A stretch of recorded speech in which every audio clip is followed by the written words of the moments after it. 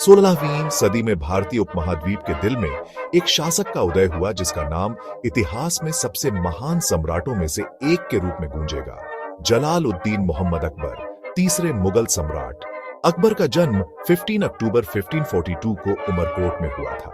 उनके पिता हुमायूं और माता हमीदा बानो बेगम थीं। बचपन में ही उन्होंने अपने पिता के साथ कठिनाइयों का सामना किया। अकबर ने अपने प्रारंभिक वर्षों में युद्ध और प्रशासन की शिक्षा प्राप्त की।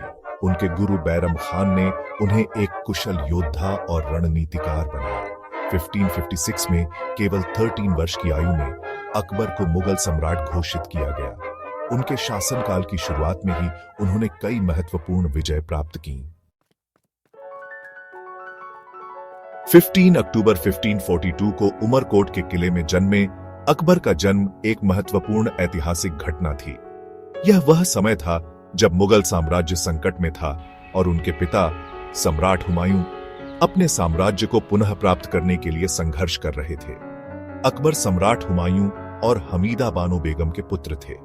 उनके माता पिता ने उन्हें एक महान शासक बनने के लिए प्रेरित किया और उनके प्रारंभिक जीवन में महत्वपूर्ण भूमिका निभाई। उनके प्रारंभिक वर्ष कठिनाइयों से भरे थे क्योंकि उनके पिता शेर शाह सूरी के वंश से मुगल सिंहासन को पुनः प्राप्त करने के लिए संघर्ष कर रहे थे। इस संघर्ष ने अकबर को बचपन से ही युद्ध और राजनीति की जटिलताओं से अवगत कराया। निरक्षर होने के बावजूद अकबर की तीव्र बुद्धि और गहरी अवलोकन शक्ति ने उनके भविष्य की महानता की नींव रखी। उन्होंने अपने आसपास की दुनिया को बारीकी से देखा और उससे सीखा। बचपन में अकबर ने अपने साथियों के साथ खेलते हुए और तीरंदाजी सीखते हुए समय बिताया। यह खेल और प्रशिक्षण उनके शारीरिक और मानसिक विकास के लिए महत्वपूर्ण थे। उन्होंने अपने प्रारंभिक वर्षों में कई चुनौतियों का सामना किया, लेकिन उनके मार्गदर्शकों ने उन्हें सिखाया कि कैसे एक महान योद्धा और नेता बनना है। उनके मार्गदर्शकों ने उन्हें युद्ध की रणनीतियों और नेतृत्व के गुणों में प्रशिक्षित किया। अपने परिवार के साथ समय बिताते हुए और दरबार की कार्यवाही को देखते हुए अकबर ने नेतृत्व और न्याय के महत्वपूर्ण सबक सीखे। उन्होंने अपने परिवार से प्रेम और सम्मान के मूल्य सीखे जो उनके शासनकाल में परिलक्षित हुए। अकबर की प्रारंभिक शिक्षा ने उन्हें एक कुशल शासक बनने के लिए तैयार किया और उन्होंने अपने बड़ों और विद्वानों से बहुत कुछ सीखा। उनकी शिक्षा ने उन्हें एक न्यायप्रिय और दूरदर्शी शासक बनने में मदद की, जिसने मुगल साम्राज्य को नई ऊंचाइयों पर पहुंचाया। 13 वर्ष की कोमल आयु में अकबर ने अपने पिता की असामयिक मृत्यु के बाद सिंहासन पर बैठा। उनके संरक्षक और मार्गदर्शक बैरम खान के नेतृत्व में अकबर ने अपना पहला बड़ा चुनौती हेमू के खिलाफ पानीपत की दूसरी लड़ाई का सामना किया और मुगल वर्चस्व को उत्तरी भारत में स्थापित किया। अकबर ने अपने शासन के प्रारंभिक वर्षों में कई महत्वपूर्ण निर्णय लिए, जिनमें से एक था अपने दरबार में विभिन्न धर्मों और संस्कृतियों के लोगों को शामिल करना।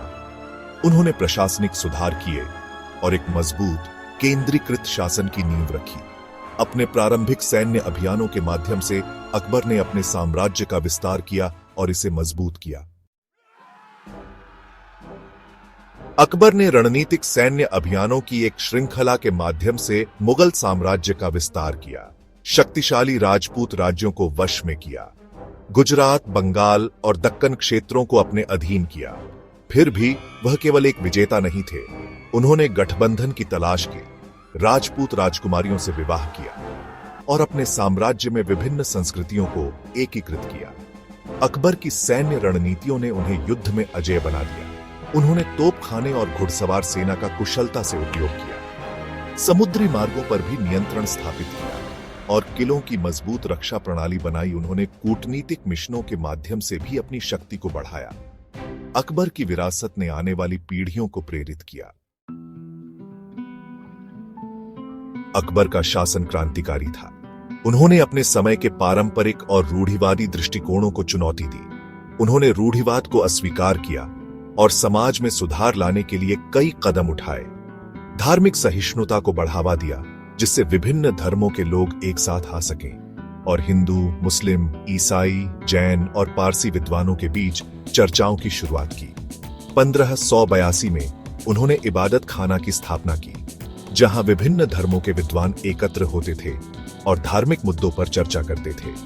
उन्होंने दीन ए इलाही की स्थापना की, जो एक समन्वित विश्वास था। यह एक ऐसा धर्म था जो सभी धर्मों के सर्वोत्तम सिद्धांतों को समाहित करता था, जो एकता का प्रतीक था और धार्मिक कट्टरता के बजाय नैतिक और आध्यात्मिक सिद्धांतों पर जोर देता था। अकबर ने अपने शासनकाल में धार्मिक सहिष्णुता और एकता को बढ़ावा देने के लिए कई कदम उठाए। उन्होंने विभिन्न धर्मों के विद्वानों को अपने दरबार में आमंत्रित किया और उनके साथ गहन चर्चाएं की। दीन ए इलाही का उद्देश्य धार्मिक एकता और सहिष्णुता को बढ़ावा देना था। यह एक ऐसा धर्म था जो सभी धर्मों के सर्वोत्तम सिद्धांतों को समाहित करता था। अकबर का यह प्रयास धार्मिक सहिष्णुता और एकता के प्रति उनकी प्रतिबद्धता को दर्शाता है। उन्होंने यह सुनिश्चित किया कि उनके शासनकाल में सभी धर्मों के लोग शांति और सद्भाव से रह सकें। अकबर ने अपने दरबार में विभिन्न धर्मों के विद्वानों को आमंत्रित किया और उनके साथ गहन चर्चाएं की। उन्होंने यह सुनिश्चित किया कि उनके शासनकाल में सभी धर्मों के लोग शांति और सद्भाव से रह सके। दीन ए इलाही का उद्देश्य धार्मिक एकता और सहिष्णुता को बढ़ावा देना था। यह एक ऐसा धर्म था जो सभी धर्मों के सर्वोत्तम सिद्धांतों को समाहित करता था। अकबर का यह प्रयास धार्मिक सहिष्णुता और एकता के प्रति उनकी प्रतिबद्धता को दर्शाता है। उन्होंने यह सुनिश्चित किया कि उनके शासनकाल में सभी धर्मों के लोग शांति और सद्भाव से रह सकें। अकबर का यह प्रयास धार्मिक सहिष्णुता और एकता के प्रति उनकी प्रतिबद्धता को दर्शाता है। उन्होंने यह सुनिश्चित किया कि उनके शासनकाल में सभी धर्मों के लोग शांति और सद्भाव से रह सकें। अकबर का प्रशासन उनके नीतियों की तरह ही नवाचारी था। उन्होंने अपने शासनकाल में कई महत्वपूर्ण सुधार किए जो उनके साम्राज्य को स्थिरता और समृद्धि प्रदान करने में सहायक सिद्ध हुए।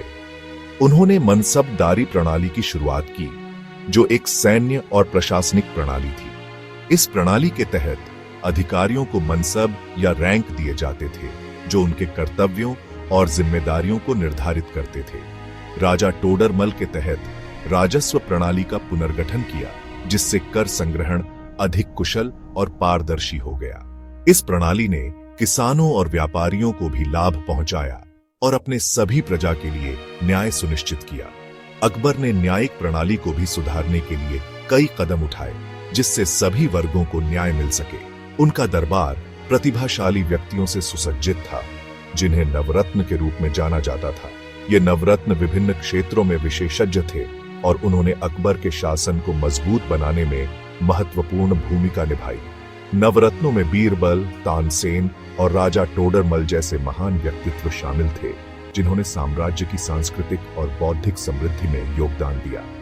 अकबर ने अपने दरबार में सांस्कृतिक और बौद्धिक चर्चाओं को प्रोत्साहित किया, जिससे उनके साम्राज्य में कला और विज्ञान का विकास हुआ। अकबर ने प्रशासन में विविधता को प्रोत्साहित किया और उनकी नीतियों ने साम्राज्य को स्थिरता और समृद्धि प्रदान की। उन्होंने विभिन्न धर्मों और संस्कृतियों के लोगों को अपने प्रशासन में शामिल किया। उनकी नीतियों ने साम्राज्य को स्थिरता और समृद्धि प्रदान की। अकबर के सुधारों ने साम्राज्य की सांस्कृतिक और सामाजिक संरचना को मजबूत किया। उनके सुधारों ने साम्राज्य की सांस्कृतिक और सामाजिक संरचना को मजबूत किया। अकबर ने अपने दरबार में विभिन्न सांस्कृतिक गतिविधियों को प्रोत्साहित किया। उन्होंने सैन्य और प्रशासनिक सुधारों के माध्यम से साम्राज्य की सुरक्षा को भी सुनिश्चित किया। अकबर ने अपने सैन्य बलों को संगठित और सशक्त बनाया। अकबर के आर्थिक सुधारों ने व्यापार और वाणिज्य को बढ़ावा दिया, जिससे साम्राज्य की आर्थिक स्थिति मजबूत हुई। उन्होंने व्यापार मार्गों को सुरक्षित और सुगम बनाया और उनके दरबार में कला और संगीत का विकास हुआ। अकबर ने कलाकारों और संगीतकारों को संरक्षण दिया, जिससे मुगल दरबार सांस्कृतिक गतिविधियों का केंद्र बन गया। अकबर के संरक्षण में मुगल कला और वास्तुकला फली फूली। फतेहपुर सीकरी का शहर इंडो इस्लामिक वास्तुकला का एक उत्कृष्ट कृति उनके दृष्टिकोण का प्रमाण है। उनके शासनकाल में साहित्य, संगीत और ललित कलाओं का भी प्रचार हुआ, जिसमें फारसी, भारतीय और मध्य एशियाई परंपराओं का मिश्रण था। अकबर के शासनकाल में आगरा किला और हुमायूं का मकबरा जैसे महत्वपूर्ण स्मारक भी बनाए गए। मुगल बागों की चारबाग शैली और जटिल नक्काशी भी उनकी वास्तुकला की विशेषताएं थीं। अकबर के दरबार में विद्वानों और कलाकारों का सम्मान किया जाता था और उनकी पुस्तकालय में कई चित्रित पांडुलिपियां थीं। लगभग 50 वर्षों के शासन के बाद अकबर का 27 अक्टूबर 1605 को आगरा में निधन हो गया। उनके द्वारा समर्थित शासन, सहिष्णुता और सांस्कृतिक समन्वय के सिद्धांतों में उनकी विरासत जीवित है। अकबर केवल एक शासक नहीं थे, बल्कि एक एकीकर्ता थे जिन्होंने उन्हें अकबर महान का खिताब दिलाया। उनकी मृत्यु के बाद अकबर को सिकंदरा, आगरा में दफनाया गया। उनके सुधार और नीतियां आज भी अध्ययन और प्रशंसा का विषय हैं। आधुनिक भारत में उनकी विरासत विविधता और एकता के रूप में जीवित है। अकबर की दृष्टि उनके समय से परे थी, जिसने भारतीय उपमहाद्वीप के इतिहास को आकार दिया। एक योद्धा, एक सुधारक, एक दूरदर्शी व विविधता में एकता का एक स्थायी प्रतीक बने हुए हैं। आज भी अकबर की विरासत भारतीय समाज में गूंजती है। उनकी नीतियां और दृष्टिकोण आधुनिक भारत के निर्माण में सहायक रहे हैं। Title: Akbar the great, 1542-1605, a legend who reshaped the course of Indian history. End credits.